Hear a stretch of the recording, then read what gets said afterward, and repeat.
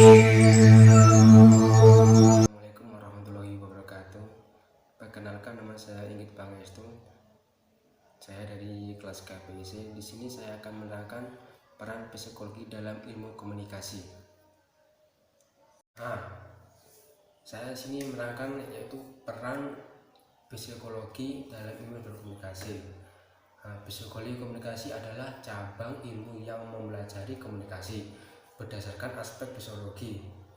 Sedangkan peran psikologi komunikasi dalam hubungan antar manusia sangat membantu untuk menjembatani kesejahteraan komunikasi. Apapun yang memungkinkan terjadi antara manusia, baik itu berupa komunikasi verbal maupun non verbal.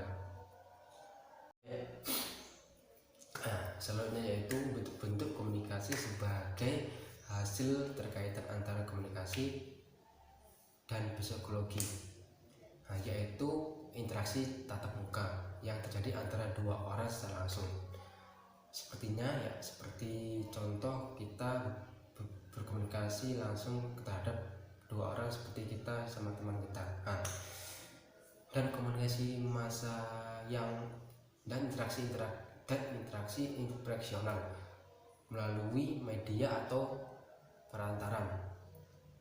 Dan komunikasi massa ini berupa cara berkomunikasi langsung dengan orang banyak, seperti kita berkomunikasi melewati media sosial, WA, Facebook. Itu kan kita berkomunikasi secara interaksi menggunakan media sosial. Salah satu aspek atau bentuk komunikasi yang akan dibahas berikutnya adalah peran psikologi komunikasi dalam hubungan manusia. Di sini selanjutnya yaitu peran psikologi komunikasi dalam hubungan manusia berkomunikasi menggunakan psikologi komunikasi berperan dalam beberapa aspek yang ada pada kehidupan manusia dan dapat memberikan manfaat sebagai berikut. Selanjutnya yaitu yang pertama yaitu mempengaruhi kecenderungan emosional. Apa yang dimaksud dengan kecenderungan emosional? Kecerdasan emosional akan mempengaruhi kepribadian seorang dalam kemampuan untuk mengembangkan hubungan yang sehat dan untuk menerjemahkan emosi yang dirasakan orang lain. Yaitu contohnya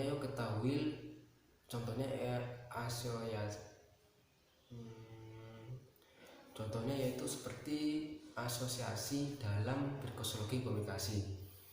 Dan ada lagi contohnya seperti sensi dalam psikologi komunikasi dan pengertian sensi dalam psikologi komunikasi. Yang kedua yaitu menimbulkan rasa percaya, seperti melalui komunikasi Anda dapat membantu rasa paling percaya dalam menghubungkan antara manusia. Komunikasi yang terjadi secara verbal maupun non verbal dapat membantu mengukur tingkat kepercayaan seseorang.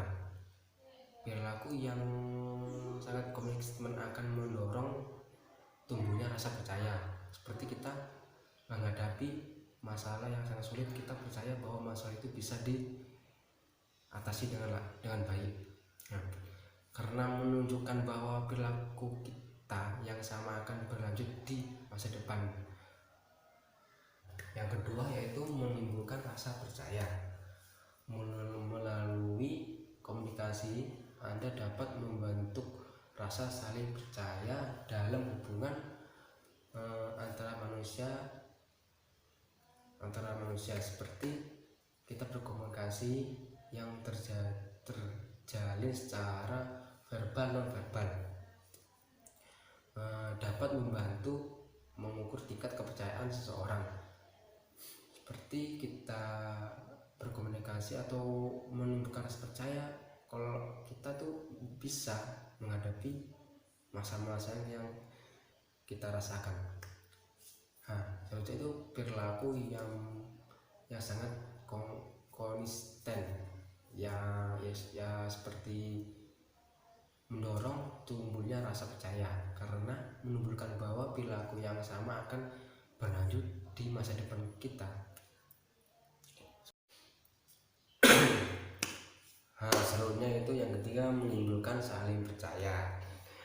Menimbulkan saling percaya dalam psikologi komunikasi adalah dalam hubungan antara manusia dapat membangun saling mengerti antara satu orang dengan yang lain. Menggunakan psikologi komunikasi kita dapat mengerti akan pesan-pesan dalam hubungan antara manusia. Pesan ini termasuk cara kita untuk menyatakan sesuatu kepada orang lain dan lebih mendalam daripada kata-kata yang hanya memiliki makna dan permukaan saja.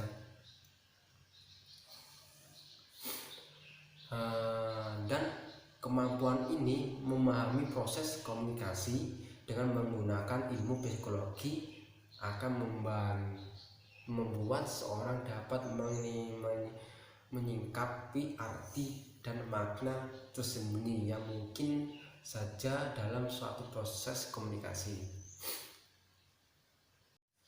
Selanjutnya itu yang keempat, menimbulkan identitasi seseorang.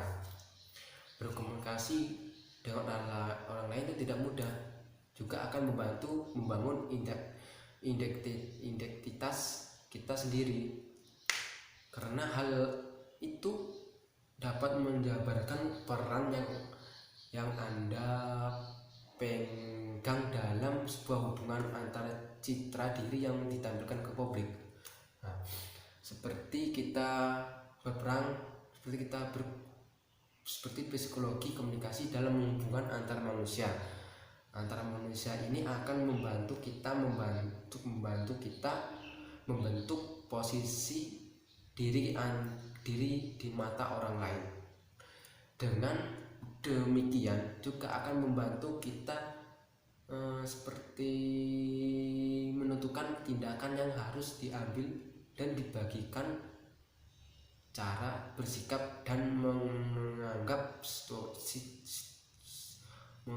situasi itu tertentu. Nah, yang selanjutnya itu yang kelima itu membentuk tingkat hubungan. Seperti menurut 4 tahap teori dari Alman dan Taylor mengenai berkembangnya relasional perilaku publik kita akan interaksi yang dilakukan mengkomunikasikan perkembangan suatu hubungan. Nah, seperti munculnya apabila kita menganggap detail pribadi mengenai kepribadian kita dan mengembangkan kepercayaan lebih dari berkomunikasi selanjutnya. Setelah itu akan berkembang hubungan romantis atau bersahabat. Lalu pada tingkat selanjutnya itu tidak memperlakukan banyak komunikasi verbal sebab sudah terjadinya saling mengerti dan baik. Sekian dari saya. Apabila ada salah dan kata-katanya tidak jelas dari materi saya mohon maaf. Saya sangat gugup dalam menjelaskan materi saya. Assalamualaikum warahmatullahi wabarakatuh.